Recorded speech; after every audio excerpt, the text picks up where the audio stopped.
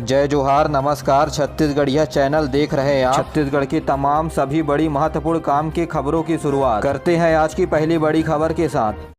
MA Chhattisgarhi छात्र संगठन ने राष्ट्रपति द्रौपदी मुर्मू से की मुलाकात। छत्तीसगढ़ी भाषा को 8वीं अनुसूची में शामिल करने की रखी मांग। बता दें कि एमए छत्तीसगढ़ी छात्र संगठन के पदाधिकारियों ने राष्ट्रपति को पत्र भेजकर समय मांगा था। स्वीकार करते हुए राष्ट्रपति द्रौपदी मुर्मू ने रायपुर प्रवास के दौरान मिलने का समय दिया था। संगठन के अध्यक्ष ऋतुराज साहू ने बताया कि पूर्व में ही राज्य की भाषा छत्तीसगढ़ी को 8वीं अनुसूची में शामिल करने के लिए राष्ट्रपति को एक चिट्ठी लिखकर अवगत कराया गया था। मतलब है कि राज्य की भाषा छत्तीसगढ़ी अब तक 8वीं अनुसूची में शामिल नहीं है। इसे लंबे समय से शामिल करने की मांग की जा रही है। बता दें कि भारत के संविधान की 8वीं अनुसूची में 22 भाषाओं को जगह दिया गया है, जो राष्ट्रीय भाषा के तौर पर विख्यात हुई। बता दें कि छत्तीसगढ़ी भाषा का हिंदी व्याकरण की तरह छत्तीसगढ़ी व्याकरण भी है, इसलिए छत्तीसगढ़ी भाषा राजकीय भाषा बनने के लिए अपना मजबूत दावेदारी रखती है।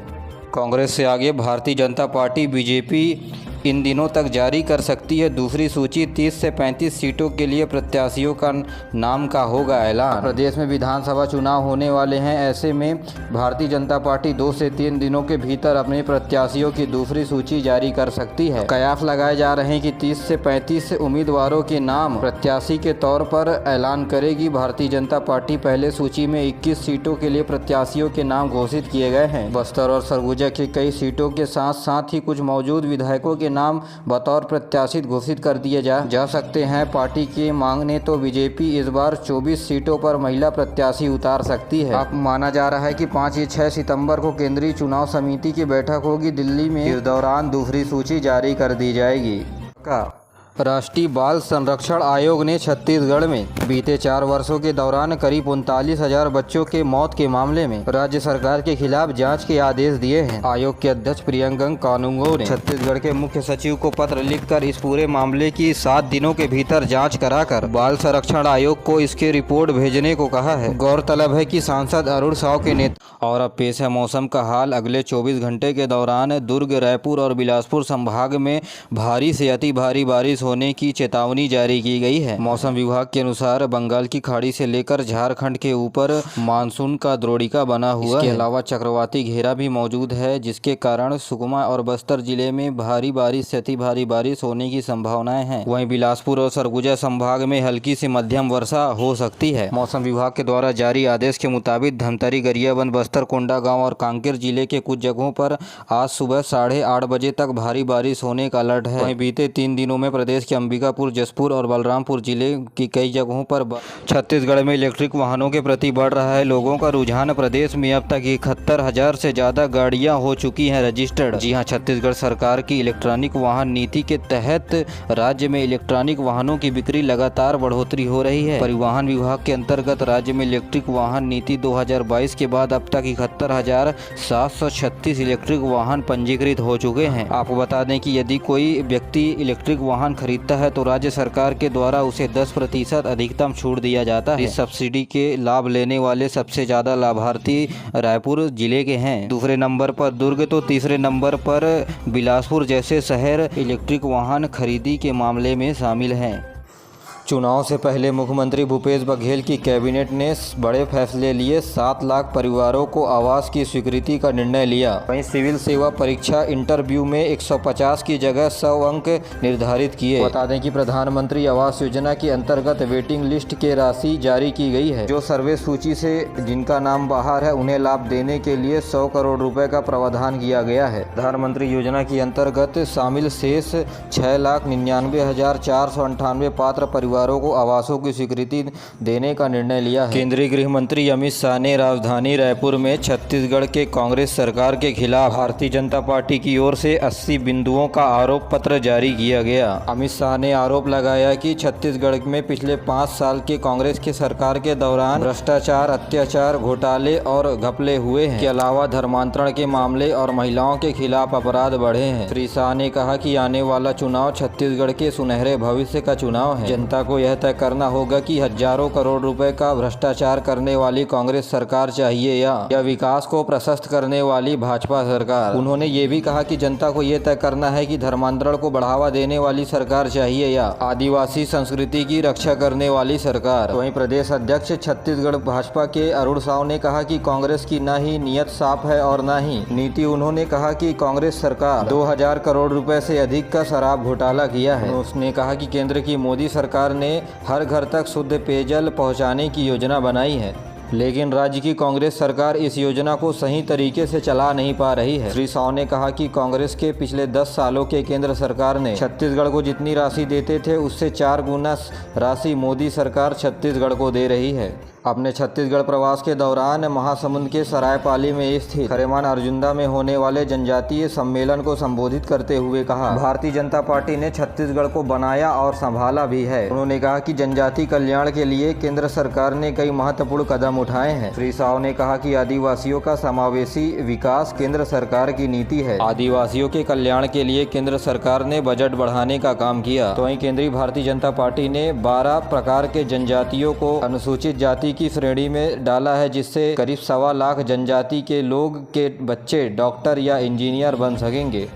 तो वहीं दूसरी ओर छत्तीसगढ़ पार्टी की ओर से राज्य युवा मितान सम्मेलन का आयोजन किया गया, जहां लोकसभा के सांसद और वरिष्ठ नेता राहुल गांधी ने सभा को संबोधित करते हुए कहा, छत्तीसगढ़ सरकार के द्वारा जो भी वादा किया गया था उसे पूरा किया गया है। उन्होंने कहा कि राज्य की कांग्रेस सरकार ने धान की सही कीमत दी, इसके अलावा किसानों का कर्ज माफ किया और बिजली बिल को हाफ कर दिया। इस दौरान मुख्यमंत्री ने घोषणा की कि छत्तीसगढ़ में नवनियुक्त शासकीय कर्मचारियों के लिए पूर्ण वेतन व्यवस्था को फिर से लागू किया जाएगा। उन्होंने कहा कि शासकीय नौकरी में नई नियुक्ति के लिए स्टापन व्यवस्था को समाप्त किया जाएगा। छत्तीसगढ़ में अब तक नवनियुक्त कर्मचारियों को प्रथम वर्ष 70%, द्वितीय वर्ष 80% और तृतीय वर्ष 90% का वेतन दिया जाता था। मुख्यमंत्री ने कहा कि राज्य सरकार ऐसी योजनाएं बनाई हैं जिनका लाभ किसानों और मजदूरों सभी को मिल रहा है। तो वहीं प्रत्येक राज्य युवा मितान क्लब के 5-5 सदस्यों को सम्मानित किया गया। तो वहीं नवनियुक्त शिक्षकों को नियुक्ति पत्र भी प्रदान किया गया। कांग्रेस के राष्ट्रीय अध्यक्ष मल्लिकार्जुन खड़गे 8 सितंबर को छत्तीसगढ़ दौरे पर आ रहे हैं। श्री खड़गे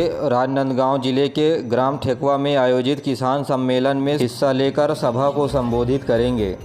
छत्तीसगढ़ के इतिहास में सबसे बड़ी कार्यवाही स्वास्थ्य विभाग में नियमितीकरण की मांग को लेकर आंदोलनरत करीब 1500 स्वास्थ्य कर्मियों को किया गया निलंबित। कर्मचारियों पर यह कार्यवाही एस्मा एक्ट का हवाला देते हुए किया गया है। संभागीय संयुक्त संचालक, जिला चिकित्सा अधिकारी और कई जिलों के कलेक्टरों ने कार्यवाही की है और इस बड़ी कार्यवाही से स्वास्थ्य विभाग में हड़कंप मच गया। उत्तर बस्तर कांकेर में 568, जगदलपुर में 296, दुर्ग में 205 कर्मचारियों को निलंबित कर दिया गया है। अलावा रायपुर संभाग के 72 स्वास्थ्यकर्मी, कबीरधाम के 2 स्वास्थ्यकर्मियों को निलंबित किया गया है। बता दें कि रायपुर के तूता धरना स्थल पर पिछले 13 दिनों से राज्य स्तरीय अनिश्चितकालीन हड़ताल जारी किया गया है। इसमें 10 अलग अलग संगठनों के 40,000 से ज्यादा स्वास्थ्यकर्मियों ने अस्पताल का बहिष्कार किया है।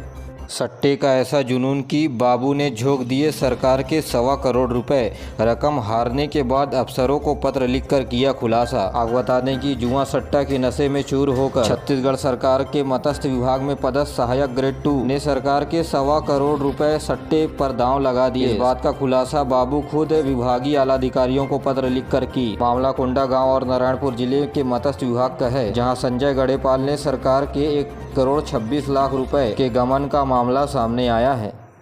50 लाख रुपए की मांगी रिश्वत, 5 लाख रुपए के लिए एडवांस। आरोपी मुख्य अभियंता को कोर्ट ने सजा सुनाई। रायपुर के जल संसाधन विभाग अंबिकापुर के मुख्य अभियंता ब्रिजभान दास वैष्णव को विशेष न्यायाधीश अजय सिंह राजपूत की कोर्ट ने 4 साल के कारावास की सजा सुनाई है। अपराधी मुख्य अभियंता ने रेन नदी पर बने एनीकट के भुगतान के एवज में 50 लाख रुपए की रिश्वत मांगी थी। इसके बाद प्रार्थी ने एनीकट करप्शन ब्यूरो से इसकी शिकायत की और एंटी करप्शन ब्यूरो की टीम आकर मुख्य अभियंता के खिलाफ 5 लाख रुपए बतौर एडवांस राशि लेते हुए रंगों हाथ गिरफ्तार किया था। छत्तीसगढ़ में विधानसभा चुनाव से पहले 1 करोड़ कैश के साथ 4 आरोपी हुए गिरफ्तार। यहाँ छत्तीसगढ़ के कवर्धा में विधानसभा चुनाव से पहले नोटों के साथ 4 आरोपी गिरफ्तार किए गए हैं।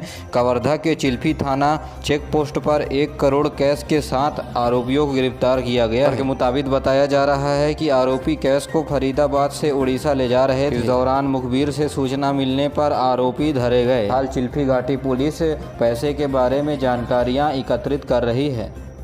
आईपीएस भावना IACP अंतर्राष्ट्रीय पुरस्कार से सम्मानित। पहली बार छत्तीसगढ़ की किसी महिला को IPS को मिला ये अवार्ड। वर्तमान में SP बेमेतरा के पद पर तैनात है भावना। बता दें कि यह पुरस्कार SP सूरजपुर, SP सरगुजा के रूप में उनके कार्यकाल के दौरान उत्कृष्ट कार्य के नेतृत्व में दिया गया है। उनके द्वारा सरगुजा क्षेत्र में 2000 से अधिक आदिवासी लड़कियों को व्यापक तौर पर आत्मरक्षा से प्रशिक्षित करने का काम किया गया था। छत्तीसगढ़ के बीमार एम्बुलेंस में इमरजेंसी सेवा। मरीज को लाते समय 108 एम्बुलेंस का क्लच प्लेट हुआ फेल। जब जानकारी एकत्रित की गई तो पता चला 1,35,000 किलोमीटर चलने के बाद भी नहीं हुआ मेंटेनेंस का काम। जी हां, यह तस्वीर साफ बता रहा है कि यह एम्बुलेंस बीमार हो गया है। तो वहीं प्रदेश के अधिकतर एम्बुलेंस के भी यही हालात बने हुए हैं। इस मामले में 108 इमरजेंसी सेवा के देखरेख कंपनी जयम्बे के जिला मैनेजर ने कहा कि समय समय पर सभी वाहनों के मेंटेनेंस का काम किया जाता है।